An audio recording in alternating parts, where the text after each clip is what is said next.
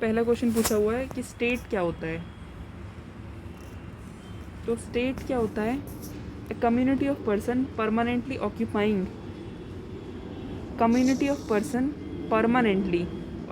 a definite territory independent of external control and possessing an organized government। ठीक है, तो state की definition आती है, हमें क्या क्या याद रखना है? एक्सटर्नल कंट्रोल याद रखना है और ऑर्गेनाइज गवर्नमेंट याद रखनी है। External control and organised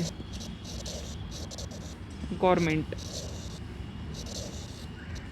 definite territory होनी चाहिए, independent of external control and organize government. Obvious ही बात है, external control and organize government. State का मोस्ट प्रोमिनेंट एलिमेंट क्या होता है? मोस्ट प्रोमिनेंट एलिमेंट क्या होता है? सॉवरेनिटी। कह रहे हैं कि इंडिया जो है वो कॉमनवेल्थ का मेंबर है and sovereignty of India is curtailed due to membership of Commonwealth of nation. नहीं, सॉवरेनिटी ऑफ इंडिया के ऊपर कोई भी फ़र्क नहीं पड़ता।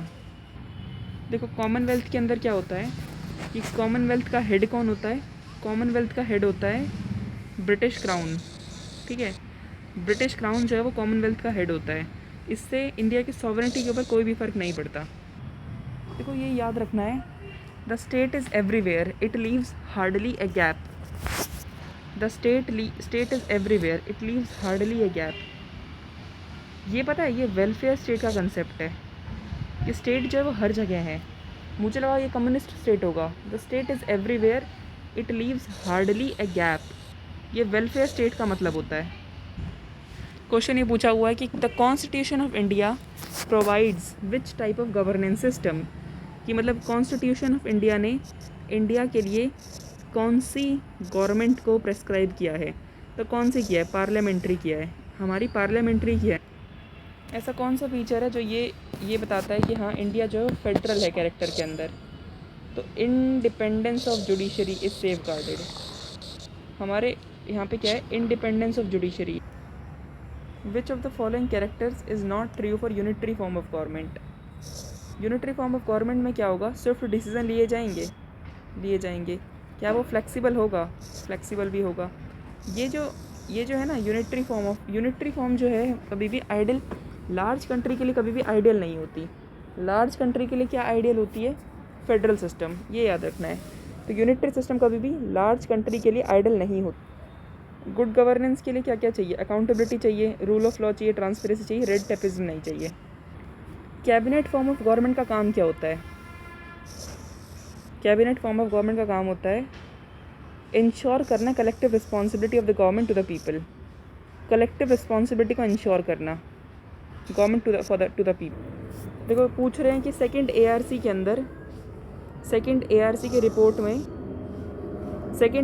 की कौन सी रिपोर्ट के अंदर गुड गवर्नेंस के बैरियर्स को आइडेंटिफाई किया गया है?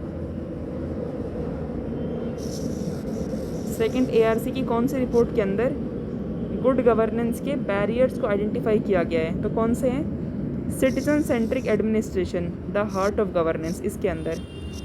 तो बैरियर्स ऑफ गुड गवर्नेंस, इसको कहाँ पे आइडेंटिफाई किया गया है?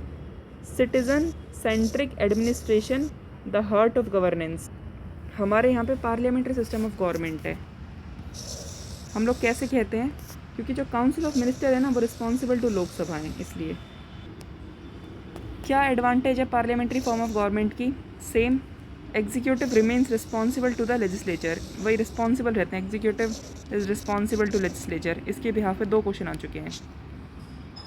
कह रहे हैं कि इसके अंदर क्या ट्रू है कि member of cabinet are member of parliament. ये बात सही है एकदम, member of cabinet are member of parliament. देखो, वही होता है ना कि अगर कोई मिनिस्टर हमने ऐसे ही बना दिया है तो उसको 6 महीने के अंदर एमपी बनना होता है। 6 महीने के अंदर अगर कोई हमने उठा के किसी को भी मिनिस्टर बना दिया है ना, मन कर रहा है कि इसको बनाएंगे, तो उसको 6 महीने के अंदर उसको एमपी बनना होता है। ठीक है, minister hold the office till they enjoy confidence in the parliament. Ministers hold the office till they enjoy confidence in the parliament. सही बात है, मिनिस्टर तभी होल्ड करते हैं जब तक वो कॉन्फिडेंस आ रहा होता है उनके अंदर, मतलब तब जब तक वो कॉन्फिडेंस एंजॉय कर रहे होते हैं। तो ये बात है, सही है हमारी। पहली बात ये है कि member of cabinet are member of parliament. Cabinet के member is equal to MP। Member hold office till they enjoy confidence. Confidence का भी रोल होता है। कह रहे हैं कि the cabinet is headed by the cabinet is headed by the head of state. तो ये तो वैसे ही गलत लग रहा है, ऐसा नहीं होता है। हेड ऑफ स्टेट कौन होता है हमारा? हेड ऑफ स्टेट हमारा होता है प्रेसिडेंट। और हेड ऑफ गवर्नमेंट कौन होता है? हेड ऑफ गवर्नमेंट हमारा होता है PM। तो ये गलत है कि cabinet is headed by the head of the state, ये गलत है। तो 1 और 2 हो जाएगा इसका। कौन किसको कंट्रोल करता है? Legislature control executive. Executive is responsible to legislature, it means this is regulating this control. Parliamentary system of government क्या होता है? What is parliamentary system of government? देखो, government is responsible to parliament, ठीक है, not people. People मत सोचियो। The government is responsible to parliament and can be remove by it. Government जो है वो पार्लियामेंट का रिस्पॉन्स के लिए रिस्पॉन्सिबल होती है। The government is responsible to parliament and can be remove by it. The government is responsible to parliament okay, and can be remove by it. तो parliament, government जो है वो पार्लियामेंट को रिस्पॉन्सिबल होती है और पार्लियामेंट इसको रिमूव कर सकता है। कह रहे हैं कि हमने पार्लियामेंट्री मॉडल अपनाया ब्रिटिश से, लेकिन हमारा मॉडल ब्रिटिश से कैसे अलग है ये बताना है। ब्रिटिश पार्लियामेंट जो है उससे हमारा भारतीय पार्लियामेंट कैसे अलग है? क्योंकि हमारे देखो वहाँ पे क्या है कि वहाँ पे पार्लियामेंट जो है वो सॉवरन है, सुप्रीम है, बट हमारे यहाँ पे पार्लियामेंट की पावर जो है वो लिमिटेड है।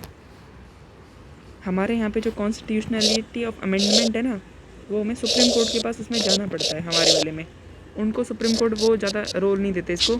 हमें तो basic structure of doctrine violate ना हो जाए, ये ना हो जाए, वो ना हो जाए, इस वजह से हमें in matter related to constitutionality of amendment the parliament are referred to the constitutional bench by the Supreme Court, ठीक है। मतलब सुप्रीम कोर्ट का रोल होता है हमारे यहाँ पे, वहाँ नहीं होता। देखो आर्टिकल 143 और 145 के अंदर क्या लिखा हुआ है कि supreme chief justice of India who is constitutionally authorised to constitute constitutional bench. Constitutional bench कौन बनाता है? चीफ जस्टिस ऑफ इंडिया बनाता है, ठीक है।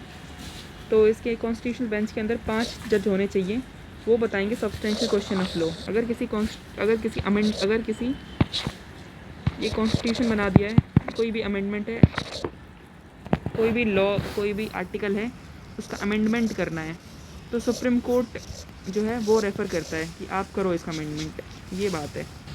सारी की सारी एग्जीक्यूटिव पावर प्रेसिडेंशियल गवर्नमेंट के अंदर, ठीक है, प्रेसिडेंशियल गवर्नमेंट के अंदर एग्जीक्यूटिव पावर किसके पास होती है? प्रेसिडेंशियल गवर्नमेंट के अंदर एग्जीक्यूटिव पावर किसके पास होती है? प्रेसिडेंट के पास। वहाँ पे क्या होता है ना, वहाँ पे प्रेसिडेंट जो है वही हेड ऑफ़ द स्टेट भी होता है और हेड ऑफ़ द गवर्नमेंट भी होता है। तो head of the state and head of the government दोनों वही होता है।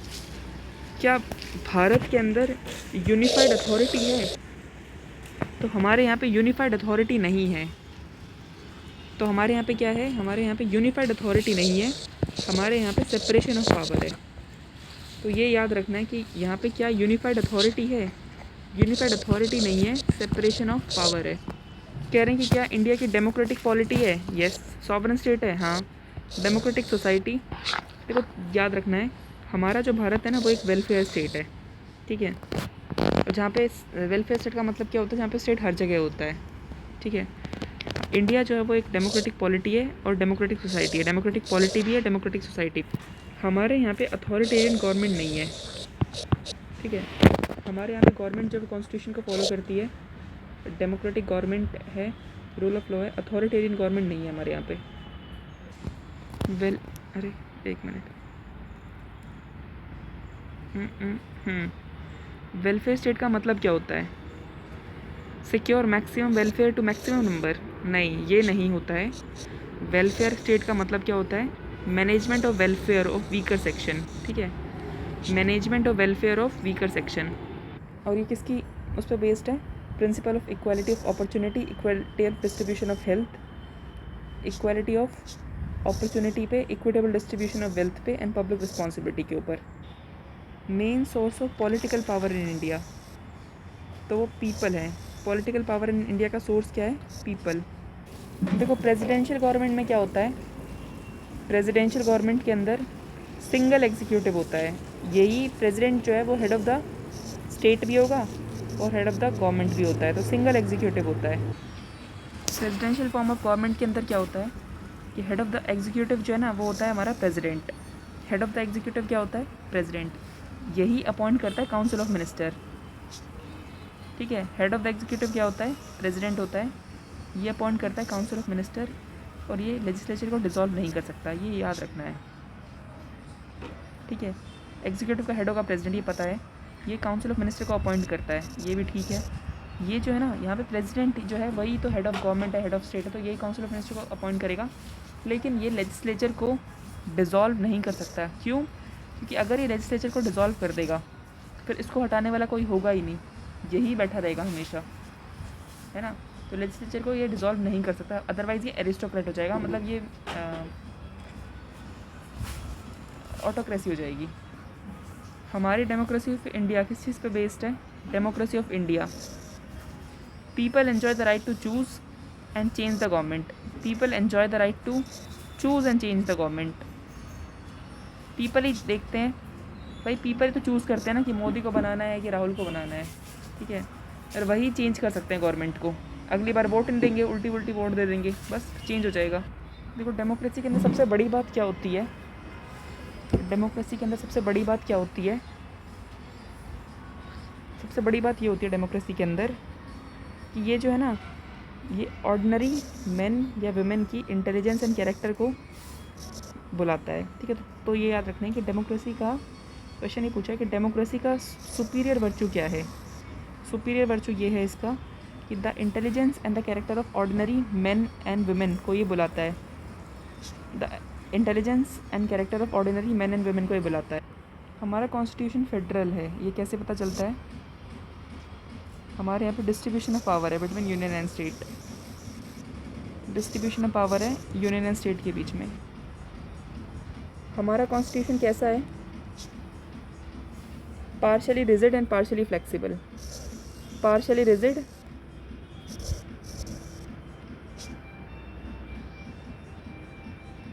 ठीक है, हमारा कॉन्स्टिट्यूशन कैसा है? Partially rigid and partially flexible.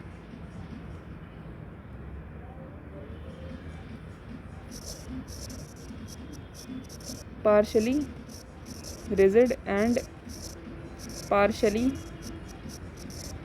Flexible. Parliamentary government सबसे पहले कहाँ आई थी? तो ये आई थी यूके के अंदर। कहाँ आई थी? यूके के अंदर। देखो इसमें क्या है ना, इसमें पार्लियामेंट्री फॉर्म ऑफ गवर्नमेंट के बारे में पूछा हुआ है, तो इसमें legislative is responsible to judiciary, इसमें होना ये चाहिए तो executive is responsible to legislature, पर इसमें उल्टा दे रखा है, तो इसका आंसर हो जाएगा नन ऑफ द अबव। तो याद रखना है कभी भी ऐसा नहीं होता कि लेजिस्लेचर जो है वो रिस्पॉन्सिबल टू जुडिशरी, नहीं। लेजिस्लेचर रिस्पॉन्सिबल टू एग्जीक्यूटिव, नहीं। दोनों इंडिपेंडेंट काम करते हैं, नहीं। प्रेसिडेंट, नहीं। सिर्फ इतना याद रखना, अगर executive is responsible to legislature, केवल ये वाली लाइन सही होती है बस। देखो ब्रिटिश के अंदर ना जुडिशरी रिव्यू नहीं होता, तो हमारे और इसके अंदर क्या फ़र्क है? यहाँ पे जुडिशल रिव्यू नहीं होता। कलेक्टिव रिस्पॉन्सिबिलिटी यहाँ भी होती है, बाई कैमरल लेजिस्लेचर है, रियल एंड नॉमिनल एग्जीक्यूटिव है। ब्रिटिश के अंदर जुडिशल रिव्यू नहीं है। देखो हमारे यहाँ पे क्या है, फेडरल सिस्टम की बात की गई है। अगर ये स्टेटमेंट आती है the constitution of India provides for a federal system, ये सही लेना है। ठीक है, ये सही है, इसको बहुत ध्यान से देखना है। The constitution of India provides for a federal system, ये सही है। फिर ये भी सही है कि it has created a very strong centre, ये भी सही है, बट ये दोनों आपस में सही नहीं है। हमने स्ट्रॉन्ग सेंटर क्यों बनाया है? रीज़न इसका ये नहीं है, हमने स्ट्रॉन्ग सेंटर बनाया था ताकि कभी वॉर हो जाए या फिर एमरजेंसी आ जाए, तो इन सब चीज़ों के लिए हमने स्ट्रॉन्ग सेंटर बनाया था।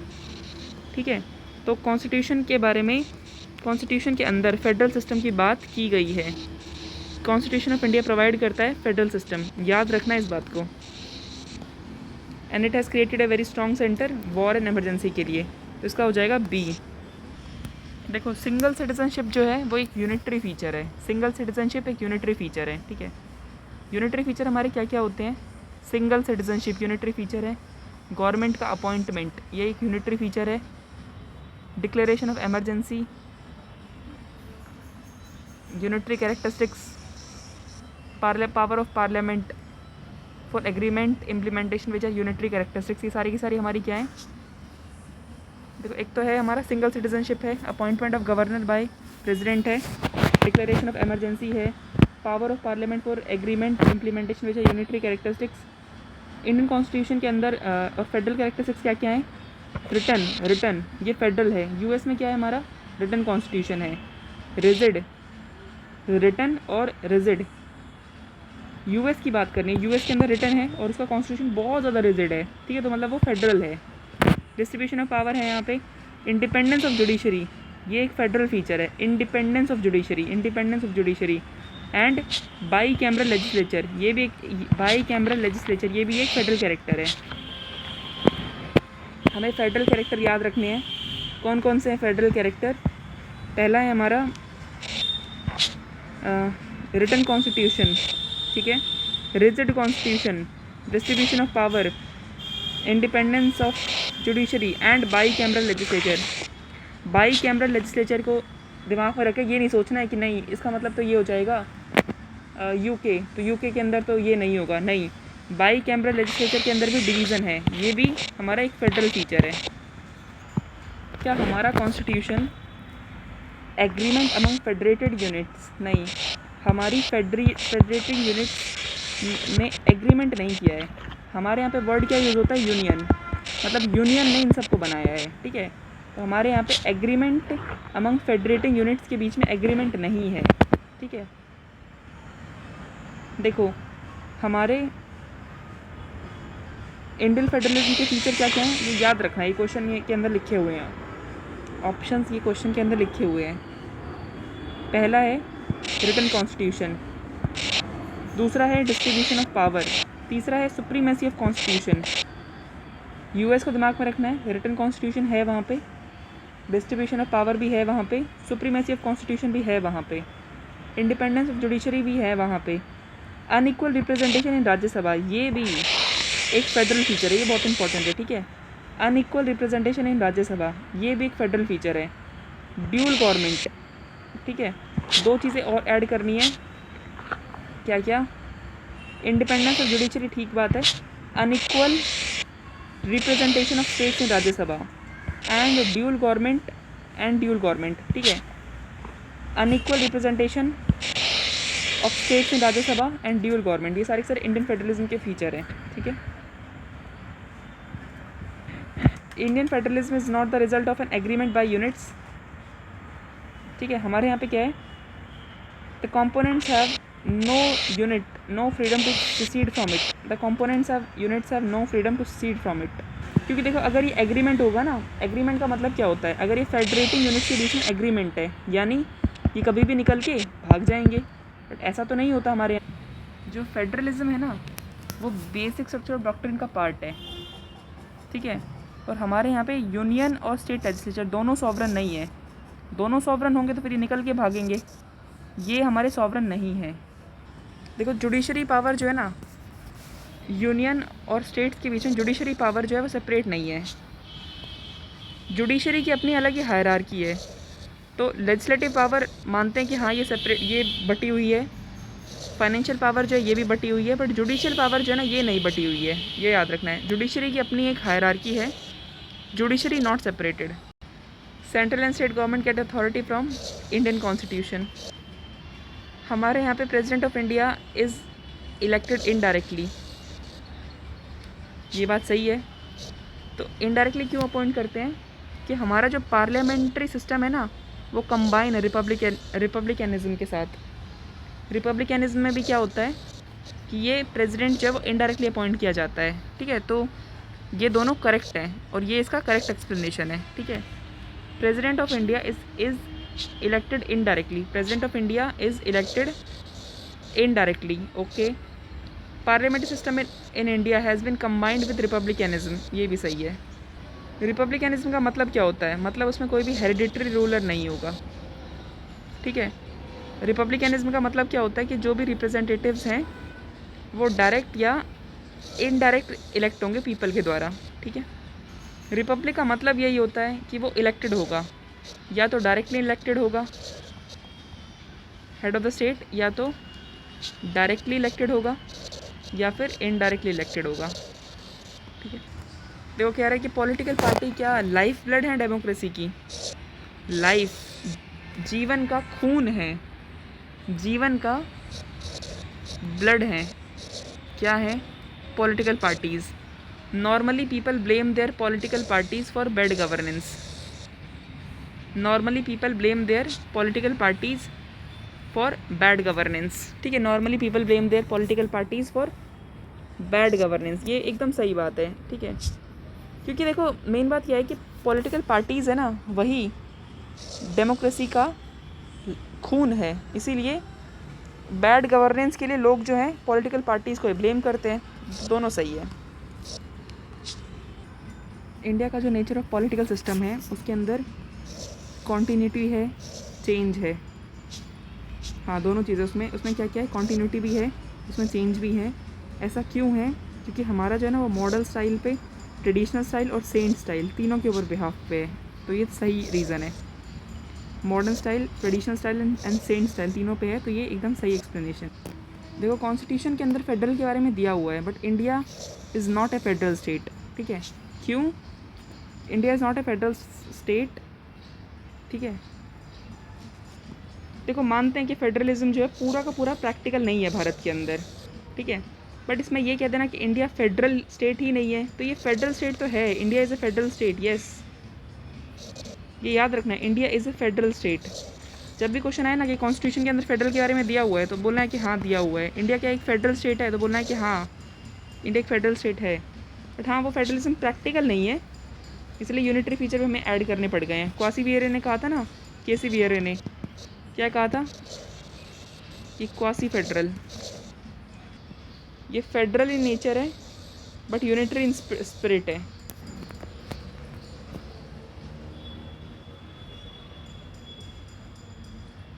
ठीक है, federal in nature, unitary in spirit. आत्मा में तो यूनिटरी ही है, नेचर फेडरल है। Federal in nature, unitary in spirit. देखो ऑब्जेक्टिव क्या होता है इसका, फेडरलिज्म का? नेशन को, बहुत सारे डाइवर्स पार्ट है ना, उसको एक नेशनल इंटीग्रेशन के अंदर वीव करना, पो देना। क्योंकि डाइवर्सिटी से क्या होता है, डाइवर्सिटी से जो है ना कोई भी नेशन स्ट्रॉन्ग ही होता है। कोई भी स्ट्रॉन्ग डाइवर्सिटी जो है वो इंडिया के नेशन हुड को स्ट्रॉन्ग बनाती है। देखो विमेन, दलित एंड पुअर, हमारे डेमोक्रेसी के अंदर बिगेस्ट स्टेक होल्डर हैं कौन कौन? विमेन है, दलित हैं और पुअर हैं। विमेन है, दलित है और पुअर हैं। ये क्या है? ये बिगेस्ट स्टेक होल्डर्स हैं, ठीक है। Democracy in India has emerged as a carrier for the desire of self respect. Democracy in India has emerged as a carrier for self respect. तो दोनों सही है, ठीक है। हमारे यहाँ पे बिगेस्ट स्टेक होल्डर कौन कौन है? विमेन है, दलित है, पुअर है। कह रहे कि डेमोक्रेसी ऑफ इंडिया जो है ना वो एक तरीके से सेल्फ रिस्पेक्ट के रूप में बहुत अच्छी तरह काम करता है। दोनों सही और करेक्ट एक्सप्लेनेशन भी है ये। कह रहे हैं कि इंडियन कॉन्स्टिट्यूशन क्वासी फेडरल है। यस, क्वासी फेडरल है वो, क्योंकि वो ना तो वो फेडरल है ना ही वो यूनिटरी है, इसलिए वो क्या है? क्वासी फेडरल है। नीदर वाला भी सही है इसके अंदर, ठीक है।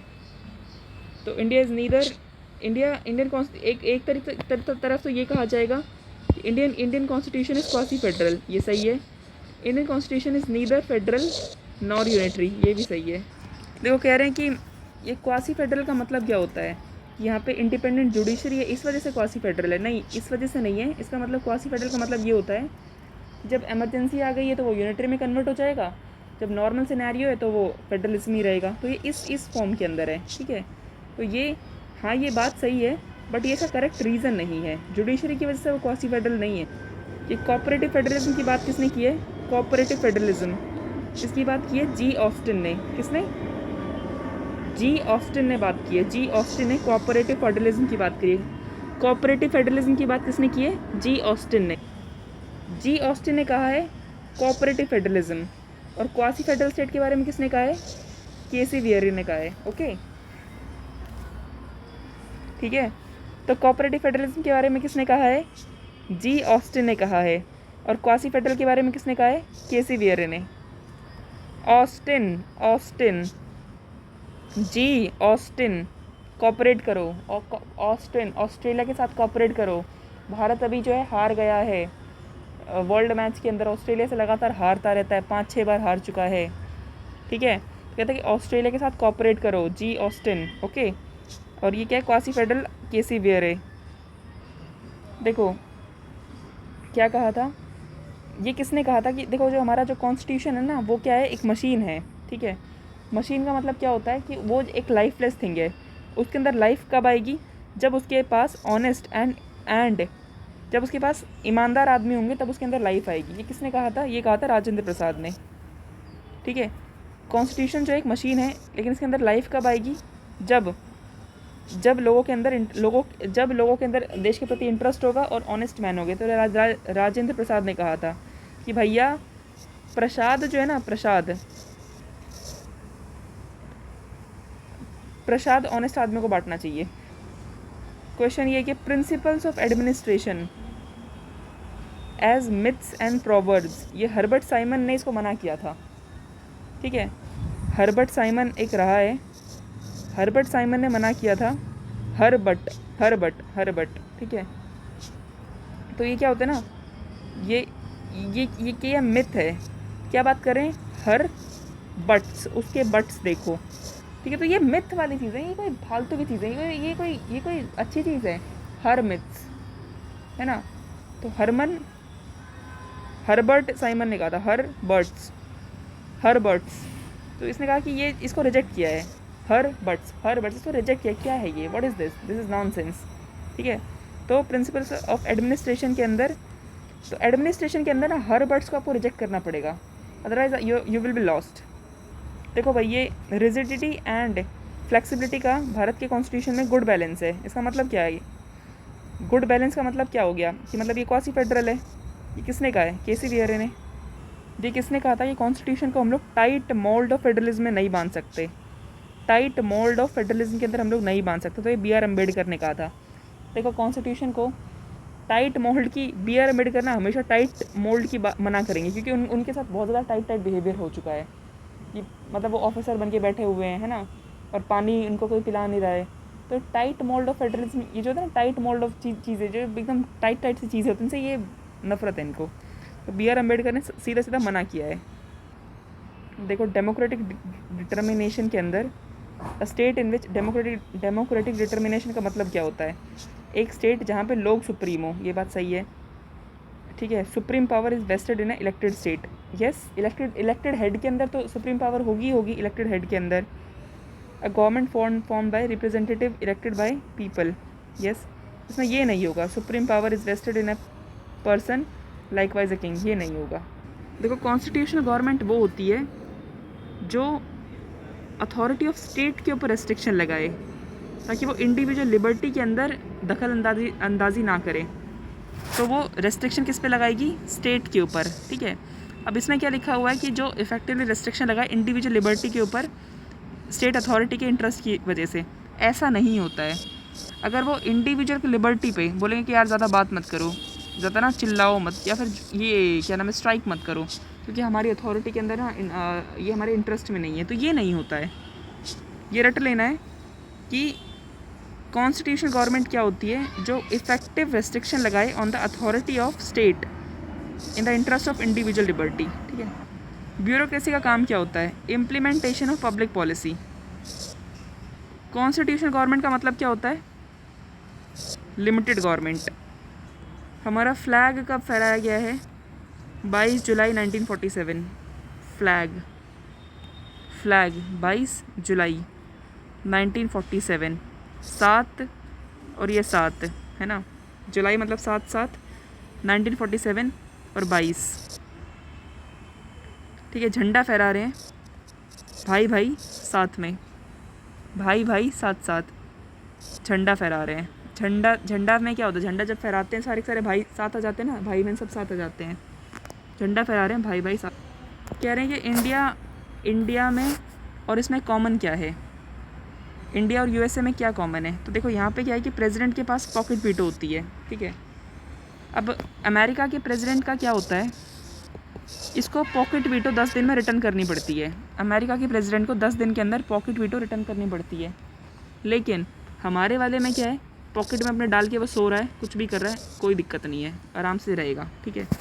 अभी कह रहे हैं कि इनमें क्या कॉमन है, रेजिडुअरी पावर वेस्टेड इन सेंटर, क्या ये कॉमन है, क्या वेस्टेड इन स्टेट, क्या ये कॉमन है। तो देखो दोनों कॉमन नहीं है, ठीक है।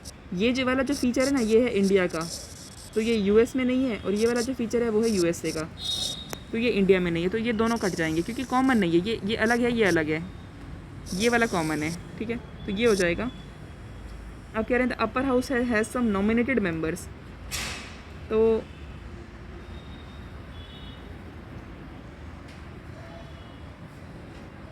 नहीं। और एक बात और याद रखनी है कि यूएस के अंदर ना कोई भी नॉमिनेटेड मेंबर नहीं होते हैं, हमारे वाले में तो नॉमिनेटेड मेंबर होते हैं, इनके में कोई भी नॉमिनेटेड का चक्कर नहीं होता, वो डायरेक्टली इलेक्टेड होते हैं, तो कोई भी नॉमिनेटेड मेंबर नहीं होते अपर हाउस के अंदर।